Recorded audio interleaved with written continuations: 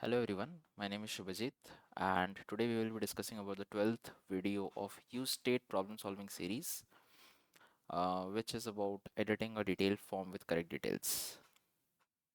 Okay, let's get started then. So let me show you the UI first. That would be better for you to visualize. So you're able to see currently we have three buttons named Taylor, Alice and Bob, and we have some input here. Okay, now what we want is this is Taylor's data. Now Taylor new, I save it and I go to some other. So Taylor new, you can see that the name is Taylor new now. Now I want to go to Alice. But did you see that the name and the email are still of Taylor only? I go to Bob, but still the name and email are of Taylor only. So this is the actual issue which is happening. On changing these things, why the name and the email data is not changing for us to edit? So that is the whole scenario which we want to resolve. Now let's get into the code. So on the UI, as I have shown, we have a contact list and we have a edit contact, these two components. So this contact list are these three contact lists, and edit contact contains this name, email and the save button. Okay, so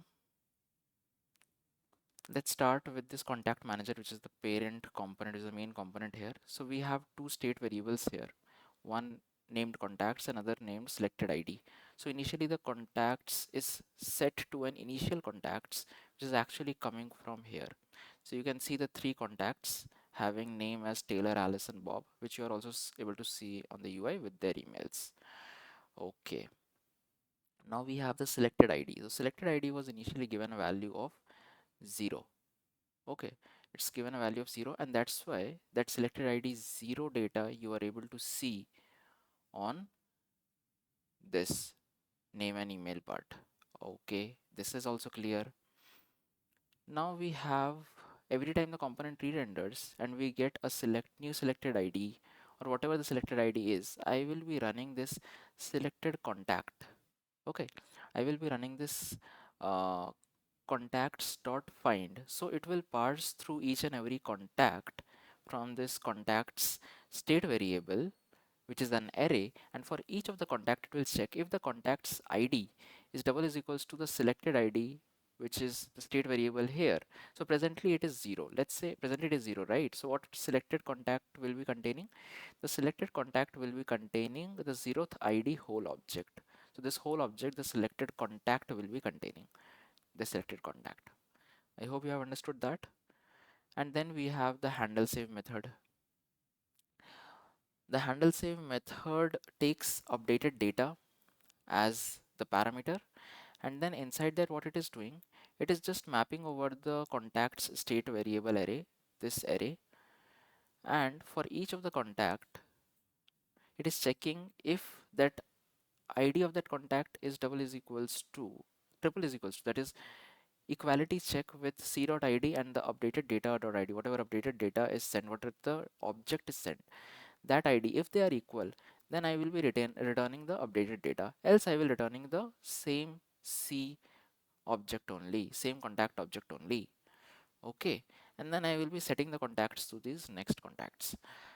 I will tell you basically what is happening here. So inside the next contacts, all the contacts will be same only as the previous this contacts.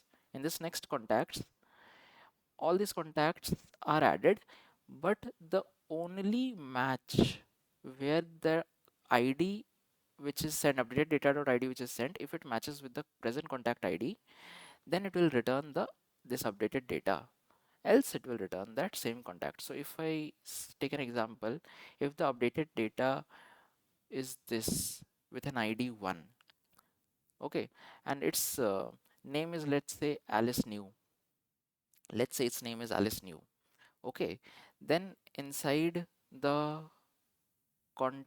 new contacts, inside the next contacts, what we will have, we will have this same as contacts, we will have this same as contacts, but in this, where the ID, sorry, in this where the ID matches, in that this Alice new object will be added in place of that ID one object. That is, this updated data object will be added.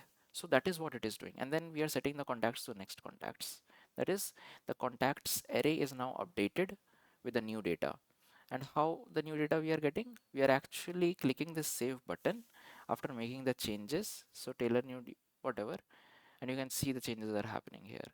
So this is all about it, because we are passing this handle save method. And let me actually remove this change I have done. Yeah, we are passing this handle save method inside this edit contact. Okay, and whenever we are passing with a prop named on save. Okay, and we are also sending the initial data as the selected contact. So whatever the selected contact we have found based on the selected ID, we will also send that. Now let's go to the edit contact page. So inside the edit contact, we have initial data, we have on save. Now what we have done, we have actually const like we have two state variables whose initial value is the initial data dot name, initial data dot email, for name and email here. I hope you have understood that. The name will be containing the initial data dot name, and the email will be containing the initial data dot email. Okay. Now inside the UI, we have two input texts with name and email, as you are able to see it also here, name and email part. And we have a save button. We have a save button which will actually call the on save, which will internally call this handle save, which is passed with the updated data, and this thing will be called. So basically here, whenever we are calling on save with updated data, it's actually calling this handle save with the updated data parameter. Okay. Now whenever it is clicked, what is my updated data? If you see, my updated data is the ID is same as initial data.id, the name is the name, and the email is the email. So what are these? Okay, what are these name and email? These name and email are the present state variables, and these values are actually set with the help of the two-way data binding of a standard input element, the way it is done in React. So this is a very standard code where we are changing the name and the email state variable, okay, and storing it based on whatever change we make inside the input element here, on the name or on the email. And then whenever we are clicking this handle, whenever we are clicking this save button, then this on save is called with the updated data, that is with updated name and email. And then this updated data goes and it actually updates the contacts list with the help of set contacts, as we are creating the next contacts here with the updated data which is passed. This much should be clear. What is happening is that when we are changing this, there is no update here happening. That is, why is that? So this change, where it is triggered, where is this change triggered, we have to see.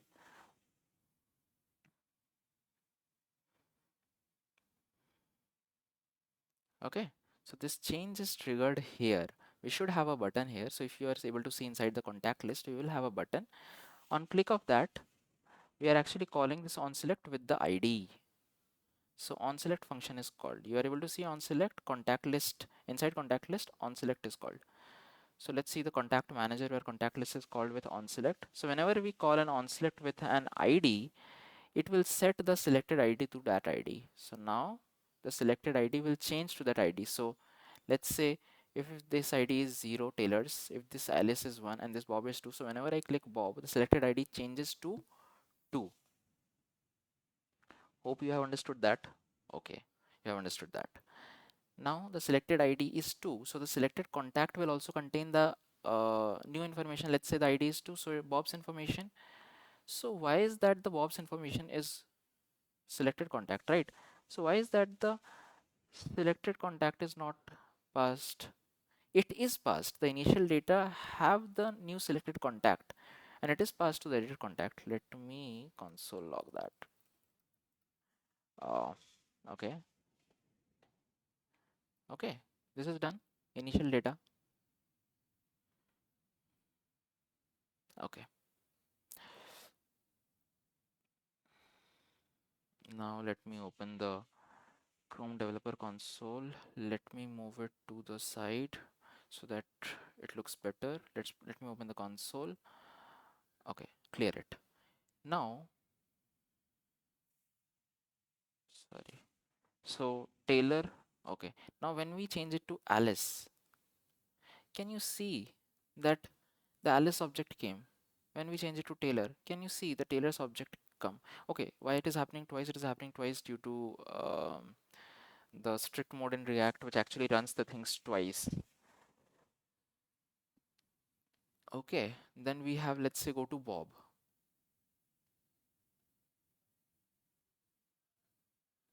Why is that Bob thing coming? It is coming because we have a console log statement put there and the initial data is changing. Then if the initial data is changing, why is it not changing it inside the state variable? Now the very important concept comes here is that the state variable is initialized at mounting, the first mount of the component. It will not change on if the initial data prop changes after that. The initial value which is passed, it is passed with, let's say the name is Alice and email is alice@gmail.com. So the name and the email will be set to Alice and alice@gmail.com respectively only on the first mount of edit contact.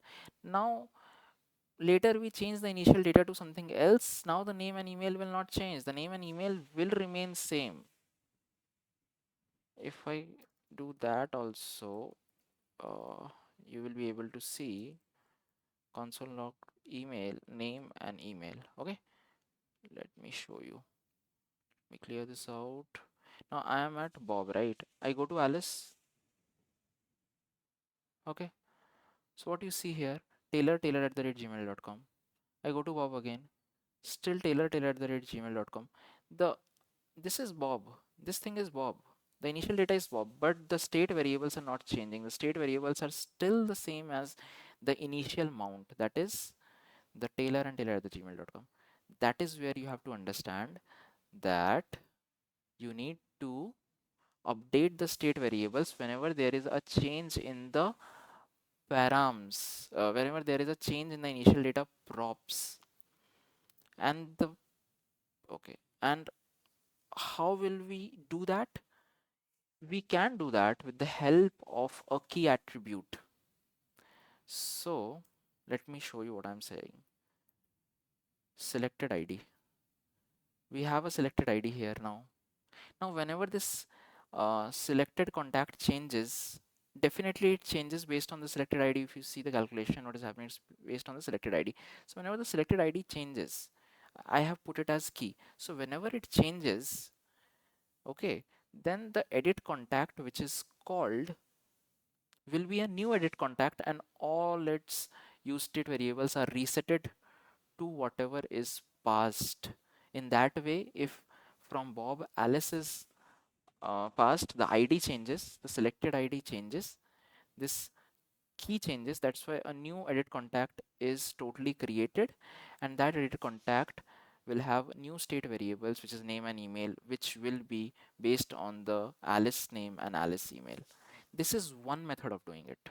There is one more method. Using key, this is one method. Let me show you how it looks like now. We refresh it. So it's Taylor. Now I go to Alice. Can you see the change is happening based on whatever we have selected? But there is one more way. What is that one more way?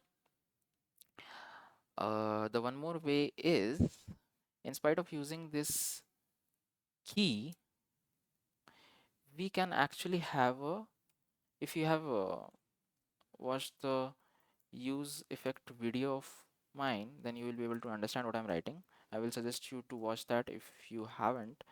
I can have a dependency array where I will have the dependencies as the name and email.